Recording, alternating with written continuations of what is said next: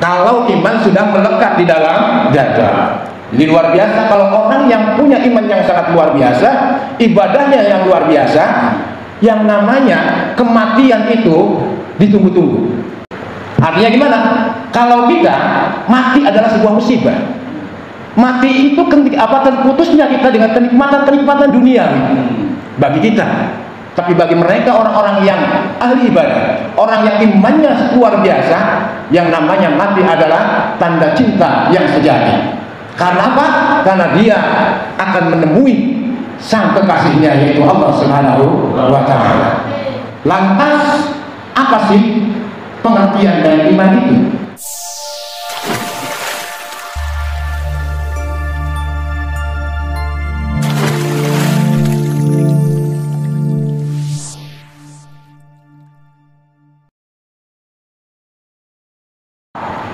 Membangun sebuah masyarakat muslim yang berkarakter, masyarakat muslim yang punya sopan santun, yang punya etika, yang berbudi luhur, kalau bahasanya Ustaz Waronto, yang bijak bestari, adalah merupakan salah satu cita-cita dari para pendiri bangsa Indonesia. Bagaimana caranya membentuk masyarakat muslim dengan konsep baldatun thayyibatun wa rabbun ghafur? Bagaimana kita harus mewujudkan citra karsa wujud seorang Islam yang hakiki? Ternyata itulah salah satu nilai konsep Islam yang perlu kita tumbuhkan dan perlu kita kembangkan di tengah-tengah masyarakat bangsa Indonesia yang berfalsafahkan Pancasila. Namun selaku kita umat yang mayoritas, nilai keislaman dan keyakinan akidah adalah merupakan salah satu jantung dalam hidup menjaga suatu bangsa dan negara. Karena bangsa dan negara kita bisa merdeka hanyalah semata-mata perjuangan dari engkong nyawa obrek. Bangsa kita bisa merdeka hanyalah semata-mata perjuangan dari orang tua kita. Bangsa dan negara Indonesia bisa merdeka hanyalah semata-mata perjuangan dari para pahlawan yang arif dan bijak, yang memiliki keyakinan yang kuat, walaupun darah ia korbankan, air mata bercucuran, walaupun kampung dan negeri halaman mereka ia tinggalkan, istri jadi janda, anak jadi yatim. Tapi kalau iman sudah melekat di dalam dada, mati pun rasanya nikmat. Kalau iman sudah melekat di dalam dada. Jadi luar biasa kalau orang yang punya iman yang sangat luar biasa, ibadahnya yang luar biasa, yang namanya kematian itu ditunggu-tunggu. Artinya gimana? Kalau kita mati adalah sebuah musibah. Mati itu terputusnya kita dengan kenikmatan dunia bagi kita. Tapi bagi mereka orang-orang yang ahli ibadah, orang yang imannya luar biasa, yang namanya mati adalah tanda cinta yang sejati. Karena apa? Karena dia akan menemui sang kekasihnya, yaitu Allah Subhanahu wa Ta'ala. Lantas apa sih pengertian dari iman itu? Iman itu adalah suatu keyakinan yang menghujam tanpa ada keraguan sedikit pun. Makanya beliau Rasul mengatakan al-imanu aqdum bil qalbi wa iqrarun bil lisani wa amalun bil arkan. Yang namanya iman itu adalah diyakini dalam hati, suatu keyakinan yang menghujam dalam hati kita kepada Allah Subhanahu wa Ta'ala, diikrarkan dengan lisan kita, wa amalun bil arkan, dibuktikan dengan perbuatan kita, baru orang imannya luar biasa. Jadi ketiga poin ini saling berkait kelindan. Kalau kita hanya sekedar yakin saja, saya yakin saya ini adalah orang yang beriman, Saya yakin Allah yang menciptakan dunia beserta isinya. Tapi ketika Allah perintah sholat, kita nggak sholat. Nggak ada pembuktiannya. Ketika Allah perintah puasa, tidak puasa. Itu namanya nggak ada pembuktiannya. Cinta pun kalau tidak mau berkorban, namanya cinta palsu. Ini juga keimanan yang palsu kalau seandainya tanpa ada pengorbanan, tanpa ada pembuktian. Jadi ketiga ini harus kita buktikan. Yang pertama, kita yakini dalam hati. Yang kedua, kita ikrarkan dengan lisan kita. Dan yang ketiga, kita buktikan dengan anggota tubuh kita, atau kita buktikan dengan amal perbuatan kita. Baru itu orang yang punya iman yang mantap. Dalam deskripsi saya, gambaran iman itu bisa dinisbatkan ibarat sebuah kabel. Ini kabel. Fungsinya kabel itu buat nyetrum. Fungsinya kabel itu buat nyetrum. Iman itu seperti itu. Jadi mirip dengan kabel. Allah menciptakan dunia beserta isinya, beserta makhluk-makhluknya. Makhluk-makhluk yang Allah ciptakan itu banyak sekali. Ada tumbuh-tumbuhan, ada sapi, ada kebo, ada kambing, ada manusia. Itu semua Allah yang ciptakan. Karena Allah yang menciptakan seluruh makhluknya, Allah yang memeliharanya. Bisa makan semua, bisa minum semua, bisa ngopi semua, bisa udut semua. Semuanya bisa. Bisa BAB, bisa kentut dan lain sebagainya, semuanya bisa. Karena Allah yang menciptakan, Allah yang ngurusi. Dalam makhluk itu ada yang namanya manusia. Perbedaan antara manusia dengan binatang, kalau yang namanya manusia dikasih kabel. Fungsinya untuk apa? Untuk nyetrum. Untuk nyetrum ke Allah, begitu. Nah, kalau binatang tidak. Contoh, monyet. Monyet disandingkan dengan saya di sini. Duduk. Dua-duanya dikasih kopi. Sakrokoe. Dikasih makan. Kira-kira sama nggak begininya dengan monyet? Sama. Monyet begini, saya begini. Monyet minumnya begini, saya juga begini. Yang membedakan itu setrumnya. Kalau monyet makanya nggak baca bismillah, nggak ada setrumnya. Kalau manusia semestinya harus ada setrumnya. Bismillahirrahmanirrahim. Begitu. Contoh lagi nih. Pak Amil Hanafi pengantin anyar. Pengen deh. Ambil kucing 2, masukkan ke dalam kamar. Kira-kira germek pada beli?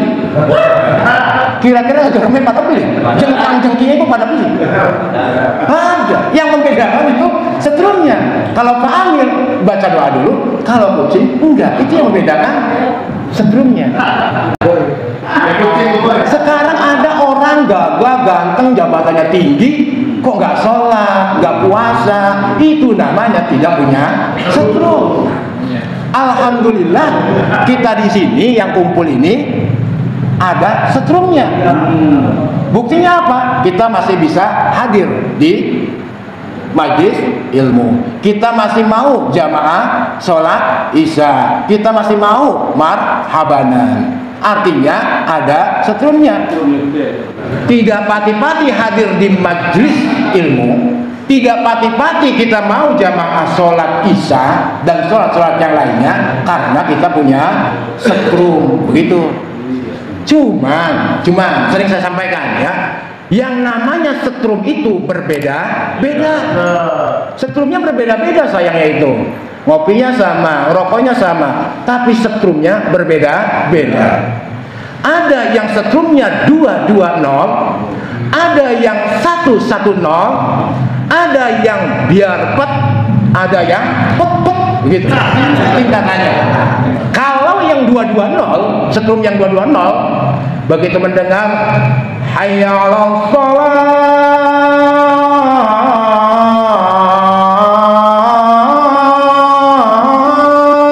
apa itu? Adzan. Misalkan duhur, oh adzan duhur. Sudah, apapun yang kita kerjakan, apapun yang sedang kita lakukan, kalau yang setrumnya 220 itu pasti dia akan langsung bergegas untuk sholat. Karena adzan bukan panggilan biasa, panggilan luar biasa. Sekarang saya kasih contoh, Pak Ate nih, misalkan tiap bulan ada orang yang transfer ke Pak Ate 15 juta. Pengen? Tiap bulan 15 juta. Kira-kira Pak Ate pengen tahu nggak orangnya? Pengen. Terus orangnya kalau nyuruh Pak Ate, kira-kira Pak Ate nurut apa enggak? Nurut. Itu yang 15 juta. Bayangkan Allah memberikan nikmat kepada kita sejak kita lahir ke dunia ini sampai nanti sudah berapa nikmat yang kita rasakan dari Allah Subhanahu wa Ta'ala. Bayangkan kita sudah berapa tahun yang namanya napas gratis. Napas gratis sudah berapa tahun? Bayangkan kalau seandainya napas kita harus dibantu dengan oksigen. Berapa kocek uang yang harus kita keluarkan untuk bayar oksigennya? Nah, ketika kita mendengar adzan itu panggilan luar biasa, kita semestinya harus bergegas. Sekarang misalkan ada pengumuman, wahai orang-orang Sakurip Desa Tanjung, besok diundang oleh Bupati Subang, harap datang ke kantor jam 9 pagi. Akan dibagi satu orang 2 juta. Datang apa enggak? Datang, Pak. Datang 2 juta loh. Jam 9. Pak Amil jam 5 udah nongkrong di sana. Pak Ate jam 7 udah nyampe di sana, nungguin jam 9. Luar biasa kan? Sekarang kalau dipanggil oleh Allah kok ogah-ogahan. Nah, gimana kan begitu ya? Makanya orang-orang yang keimanannya 220 pasti beliau akan bergegas untuk datang atau menunaikan yang namanya sholat. Yang kedua, ada orang itu keimanannya ada yang 110. 110 itu gimana? Orang yang keimanannya 110 ketika mendengar adzan hayya 'alas shalah, dia tidak akan langsung bergegas. Santai, baru adzan. Nanti ketika udah baru qomat masih panjang waktunya, misalkan. Imam udah pulang, yang qomat udah pulang, tukang pukul beduk udah pulang, kalem masih jam 1. Nanti setengah 2 aja sholatnya. Sholat mah sholat, tapi masih nyantai. Ini yang namanya 110. Sholat mah sholat, tapi masih kurang rikat. Ada juga orang yang keimanannya itu biar pet, Pak. Kalau temennya sholat, ikut sholat. Kalau temennya puasa, ikut puasa. Tapi kalau temennya nggak puasa, dia juga nggak puasa. Kalau temennya nggak sholat, ya nggak ikut sholat. Itu namanya keimanan yang biar pet. Kadang-kadang biar, kadang-kadang pet. Kayak gitu ya. Iya. Atau ada lagi orang yang keimanannya itu pet-pet, petupet. Artinya ketika mendengar adzan, yang mau adzan los, artinya sinyal-sinyal ketuhanannya itu nggak nyangkut, nggak ada sinyal-sinyal ketuhanannya itu. Jadi udah bodoh amat. Mau adzan silakan, mau tidak silakan, mau libur Jumatan mangga, begitu. Itu yang namanya pet-pet.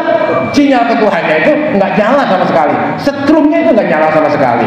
Itu yang keimanannya pet-pet. Makanya kita berusaha untuk mengolah keimanan kita agar supaya keimanan kita itu semakin kuat, semakin hebat, dan semakin luar biasa. Syukur-syukur kita bisa merasakan manisnya keimanan.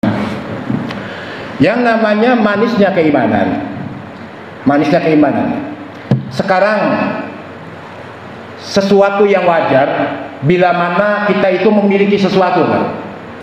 Tentu kita ingin merasakan manfaat nikmatnya dari sesuatu yang kita miliki.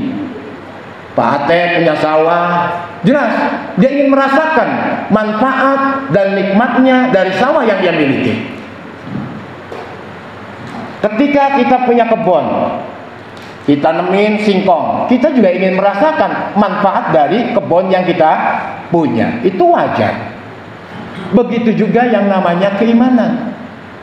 Apalah artinya kita ngaku beriman, apalah artinya kita punya iman, Tapi kita nggak bisa merasakan halawatul iman, tidak bisa merasakan gurihnya, manisnya keimanan. Jadi kita nggak bisa merasakan. Emang yang namanya manisnya keimanan itu seperti apa? Contoh gambaran orang yang punya manisnya keimanan. Yang pertama, bila mana kita sudah bisa merasakan yang namanya ketaatan kepada Allah itu lebih nikmat ketimbang kemaksiatan, maka orang tersebut sudah bisa merasakan manisnya keimanan. Kalau seandainya yang namanya puasa Senin Kemis sudah jauh terasa lebih nikmat ketimbang perut kekenyangan, berarti orang tersebut sudah bisa merasakan manisnya keimanan. Kalau yang namanya sholat tahajud di jam 2 malam itu sudah terasa lebih nikmat dan luar biasa rasanya ketimbang nonton bola AC Milan di jam 2:30, maka orang tersebut sudah bisa merasakan manisnya keimanan. Kalau seandainya yang namanya tadarus Al-Quran sudah jauh, sudah terasa lebih nikmat ketimbang ngomongin orang, maka orang tersebut sudah bisa merasakan manisnya keimanan. Ini kan enggak, sehari nggak ngomongin orang meriang panas dalam, kan begitu ya? Nah begitu. Kalau pertanyaannya, Pak Ate, sebetulnya enak mana? Tahajud sama nonton bola AC Milan? Jawabannya pasti ya enak nonton bola, seru, asik. Kalau enak mana pertanyaannya? Pak Ian, kalau seandainya ngomongin orang sama tadarus Al-Quran, enakan mana? Ya enakan ngomongin orang. Tadarus memakai sepet, kan begitu? Itu kalau pertanyaan seperti itu. Nah, kata beliau Rasul dalam sebuah hadisnya mengatakan salasun man kunna fihi wajada halawatal iman. Ada 3 perkara yang bila mana ketiga perkara itu nempel kepada kita, ada dalam diri kita, maka kita pasti bisa merasakan manisnya keimanan. Yang pertama, kata beliau Rasul, apa? Yang pertama, man kana Allahu wa rasuluhu ahabba ilaihi mimma siwahuma.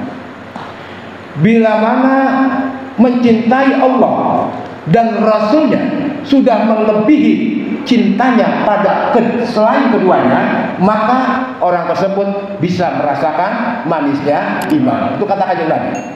Jadi kalau seandainya cinta kita kepada Allah dan Rasulnya jauh lebih tinggi ketimbang cinta-cinta yang lain, maka orang tersebut sudah bisa merasakan manisnya keimanan.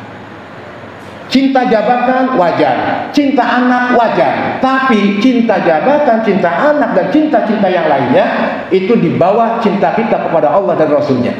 Cinta kita kepada Allah dan Rasulnya lebih tinggi dari segala-galanya, maka orang tersebut sudah bisa merasakan manisnya keimanan. Contoh, dulu di zamannya perang Uhud, ada yang namanya seorang sahabat perempuan, Ummu Syuraik. Ummu Syuraik ini orang yang cinta kepada Allah dan Rasulnya di atas segala-galanya. Pada waktu itu perang, suaminya ikut berperang dengan Kanjeng Nabi. Suaminya Ummu Syuraik ini ikut berperang sama Kanjeng Nabi. Dia punya adik-adiknya juga ikut berperang. Anaknya yang 3-3-nya juga ikut berperang. Setelah pertempuran itu dianggap selesai, ini Ummu Syuraik itu selalu mencuri berita, nungguin rombongan Kanjeng Nabi datang. Ada rombongan yang sudah pulang dari medan pertempuran, ditanya, bagaimana keadaannya Kanjeng Nabi? Apakah dia selamat? Apakah dia terluka? Enggak, Kanjeng Nabi selamat, Kanjeng Nabi tidak terluka sedikit pun. Masih kurang puas. Dia cari berita lagi, ada lagi datang serombongan, tanya lagi, bagaimana keadaannya Kanjeng Nabi? Bagaimana keadaan beliau Rasul? Apakah beliau terluka? Tidak, Ummu Syuraik. Beliau Rasul selamat, beliau Rasul aman. Cuma saya ingin mengabarkan berita duka kepada kamu. Apa berita dukanya? Adikmu yang ikut berperang meninggal dunia, 3 anakmu dan suamimu terluka parah. Apa jawaban Ummu Syuraik? Kalau di luar Allah dan Rasulnya itu kecil, kata Ummu Syuraik. Ini keimanan yang sudah luar biasa seperti itu. Abon. Yang kedua, kata Kanjeng Nabi, wa man ahabbal mar'a la yuhibbuhu illallah. Orang yang mencintai sesama orang Islam tanpa ada pamrih apa-apa kecuali lillah. Kita bergaul dengan orang nggak ada maksud apa-apa kecuali karena Allah saja. Orang Islam yang bersahabat dengan keduanya itu karena cintanya dibangun karena Allah, bukan karena ada vested interest, bukan karena ada kepentingan jabatan, bukan ada kepentingan kedudukan, bukan ada kepentingan apa-apa, karena Allah saja. Nah, kalau kita bisa bergaul seperti itu, kata beliau Rasul, maka orang tersebut akan bisa merasakan manisnya keimanan. Kadang kita bergaul dengan orang, apalagi kita modelnya pekerja kantoran, pengen naik jabatan, tentu kita akan baik dengan pemimpin kita. Kita akan baik, tapi kalau kitanya sudah diturunkan jabatannya, maka timbul kebencian kepada atasan kita. Kan seperti itu. Nah, orang yang bergaul tanpa ada kepentingan apa-apa, karena lillah saja, itu tanda-tanda orang yang sudah bisa merasakan manisnya keimanan. Yang ketiga, kata beliau Rasul terakhir, wa may yakrahu ay yarji'a ilal kufri kama yakrahu ay yulqa finnar. Orang yang membenci kalau ia kembali kepada kekafiran, sebagaimana bencinya, ketidaksukaannya kalau dia dilemparkan ke neraka.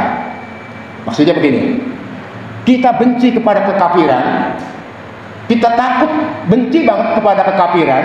Ini kekafiran maksudnya boleh jadi kafir amalan ya, yang tadinya sholat jadi nggak sholat, yang tadinya puasa jadi nggak puasa gitu. Nah, benci kepada kekafiran, benci kepada kekafiran itu sama bencinya kalau seandainya saya itu dijeburkan ke neraka, saya juga benci. Nah, kira-kira bisa seperti itu, maka orang tersebut bisa merasakan manisnya keimanan. Jadi kata beliau Rasul, kalau seandainya orang tersebut ketiga perkara ini ada yang nempel kepada kita, maka orang tersebut bisa merasakan yang namanya halawatul iman, manisnya keimanan.